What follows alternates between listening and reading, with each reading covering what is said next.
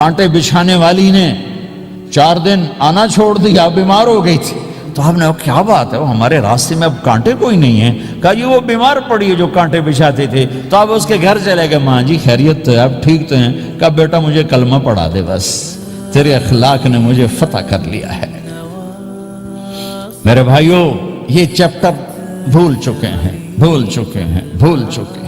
جب تک یہ چیپٹر زندہ نہیں ہوگا زندگی اسلامی نہیں بنے گی، معاشرہ اسلامی نہیں بنے گا، اور آگے قوموں کے لیے اسلام کا دروازہ نہیں کھلے گا. ہمیں معاف کرنا آتا ہو، ہمیں گالی دینے والے کو دعا دینا آتا ہو، غیبت کرنے والے کی تعریف آتی ہو، اور غیبت کرنے سے، غیبت سننے سے اپنے آپ کو ایسے بچاؤ جیسے زہر سے بچاتے ہو، اسے آگ سے بچاتے ہو. ایک دوسرے کو نفرت کا بول نہ بولو ورنہ ساری زندگی تباہ و برباد ہو جائے گی. میرے رب کی قسم، میرے نبی نے کہا ایک زبان کا بول انسان بولتا ہے اور جہنم کی گہرائیوں میں گر جاتا ہے، اور ایک زبان کا بول انسان بولتا ہے اور جنت کے درجات پر چڑھ جاتا ہے. اور ایک صحابی ہیں ابو دجانہ. کون ابو دجانہ؟ السابقون الاولون من المہاجرین والانصار، اس میں پہلی صف کے صحابہ. کون ابو دجانہ؟ جب آپ حج پر گئے تو اپنی جگہ مدینے کا امیر ابو دجانہ کو بنایا. ابو دجانہ حج میں شریک نہیں ہوئے کہ آپ نے اپنی جگہ ان کو اپنا نائب بنا کے وہاں کھڑا فرمایا ابو دجانہ میری جگہ پر مدینے کا امیر ہے. یہ وہ ابو دجانہ ہیں. کون ابو دجانہ؟ جو جنگ بدر سے لے کر آخری حج تک ہر سفر میں شریک ہیں.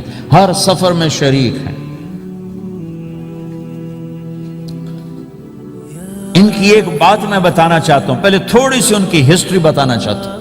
کون ابو دجانہ؟ احد کی جنگ میں آپ نے تلوار اٹھائی. کہ اس تلوار کو کون لے گا؟ کئی صحابہ کھڑے ہو گئے. آپ نے کہا اس تلوار کا حق کون ادا کرے گا؟ سارے بیٹھ گئے. 3 آدمی کھڑے رہے، ایک زبیر بن عوام، ایک عمر بن خطاب، ایک ابو دجانہ. ان کا نام ہے سماک بن خرشنہ. سماک بن خرشنہ ان کا نام ابو دجانہ سے مشہور ہے.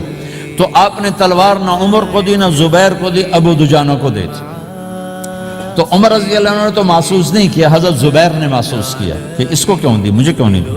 میں مہاجرین میں سے ہوں، میں پھوپھی کا بیٹا ہوں، میں اس سے دلیری میں کم نہیں ہوں. بلکہ حضرت زبیر کی دلیری کی تو دھاک تھی، جدھر سلوار چلتی تھی کاٹتی چلی جاتی تھی.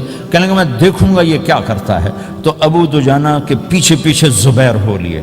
تو ابو دجانہ نے جو حملہ کیا تو 3000 کا لشکر تھا، اس کو چیر کے پار نکل کے، پورے لشکر کو کاٹ کے پار نکل کے. اور آگے عورتیں کھڑی تھیں جو مکے کے لشکر کو تیار کر رہی تھیں. نحن بنات طارقی نمشی علی النمارقی مشی القتل بوارقی المسک فی المخالقی المسک فی المفارقی والدر فی المخالقی ان تقبلوا نعانقی وتدبروا نفارقی فراق غیر وامقی. یہ گانا گا رہی تھیں اور ان کو تیار کر رہی تھیں. تو جب ابو دجانہ کی تلوار نظر آئی تو سب بھاگی. ہندا پکڑی گئی تو آپ نے یوں اپنی تلوار ہندا کے سر پر رکھی، انہوں نے چیخ ماری، تلوار ہٹا لی. تو زبیر پیچھے پیچھے کہ کیا کیا ہے؟ جنگ میں اگر کوئی عورت حصہ لے اسے مارنا جائز ہے، ویسے جائز نہیں ہے. عورت کو، بچے کو، بوڑھے کو ہاتھ لگانا جائز نہیں ہے. تو انہوں نے کہا تلوار کیوں نہیں چلائی؟ کہا میرے محبوب کی تلوار ہے، عورت کے خون سے رنگین کر کے اس کی شان نہیں گھٹانا چاہتا، یہ میرے نبی کی تلوار. پھر واپس ہوئے، پھر اٹیک کیا اور پھر مجمع کو چیر دیا. سامنے ایک آدمی آ رہا تھا ہاتھی کی طرح، اتنا لمبا موٹا تازہ. تو زبیر کہنے لگے میرے جی میں آیا کبھی اس کی ٹکر ہونا پھر میں دیکھوں ابو دجانہ کیا چیز ہے. تو اللہ کا کرنا ایسا ہوا ابو دجانہ دونوں آمنے سامنے ہو گئے. تو وہ ایسے شاہ سوار تھے کہ دونوں طرف کے لشکر ذرا تھم گئے اور وہ دونوں بھڑ گئے. ابو دجانہ کے اپنے جوہر، اس پہلوان کے اپنے جوہر، غبار اٹھا، مٹی اٹھی، اور اس کی اپنی طاقت، ان کی اپنی طاقت. انہوں نے ابو دجانہ کو اس نے زخمی کر دیا. ابو دجانہ نے جو جوش میں آ کے ماری تلوار، اس کو لگی یہاں، تو اتنی طاقت سے لگی کہ اس کے نیچے اتر کر 2 ٹکڑوں میں تقسیم کر دی. ماری تو ایک حصہ ادھر، ایک حصہ. پھر یوں دیکھا اور اپنے چہرے سے لوہی کی ٹوپی اتاری. کما ترا انا ابو دجانہ، کیا دیکھ رہے ہو؟ میں ہوں ابو دجانہ. تلوار صحیح لی ہے میں نے، غلط نہیں لی. یہ ابو دجانہ ہیں. اور جب شکست ہو گئی احد کی جنگ میں اور پھر 10-12 آدمی نے آپ کو گھیرے میں لیا ہوا تھا، ان میں ایک ابو بکر تھے، عمر تھے، علی تھے، طلحہ تھے، زبیر تھے، سعد بن ابی وقاص تھے، اور سہل بن حنیف تھے، عبادہ قتادہ بن نعمان تھے، اور ابو دجانہ تھے رضی اللہ تعالی عنہم. ان میں سے ایک ابو دجانہ بھی تھے. اور یمامہ کی جنگ میں ابو دجانہ شہید ہوئے. یمامہ کی جنگ میں شہید ہوئے. یہ ابو دجانہ کی تھوڑی سی سیرت آپ کے سامنے آئی ہے. اس کے بعد اب آپ ان کے قول کو سنو تاکہ اس کا وزن آپ کے سامنے آئے. یہ بدر کے شریک ہیں. اللہ کے نبی نے کہا بدر کا صحابی جو مرضی کرے بخشا گیا. یہ صلح حدیبیہ کے شریک ہیں. اللہ نے قرآن میں کہا لقد رضی اللہ، میں ان سے راضی ہو گیا. یہ صحابی ہیں. اللہ نے کہا قل وعد اللہ الحسنى، اے میرا نبی تیرے ہر صحابی کے لیے جنت کا وعدہ ہے.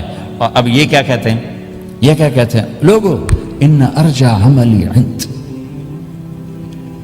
لوگو میرے پاس، ابو دجانہ میرے پاس بخشش کا سب سے بڑا عمل جانتے ہو کیا ہے؟ بدر نہیں، احد نہیں، حدیبیہ نہیں، خندق نہیں، خیبر نہیں، فتح مکہ نہیں، آخری حج نہیں. کیا ہے؟ کیا ہے لوگو؟ ان ارجع عملی عندی، میرے پاس آخرت میں بخشش کا سب سے بڑا عمل بس ایک ہے کہ ما آذیت احدا بلسانی، میں نے اپنی زبان سے کبھی کسی کو دکھ نہیں پہنچایا. ولا اجد فی قلبی غلا لاحد، اور میرے دل میں کسی کے لیے بغض کوئی نہیں ہے. بس یہ میری بخشش کا عمل ہے. تو بھائیو، نبی کے اخلاق میں 2 چیزیں لے لو.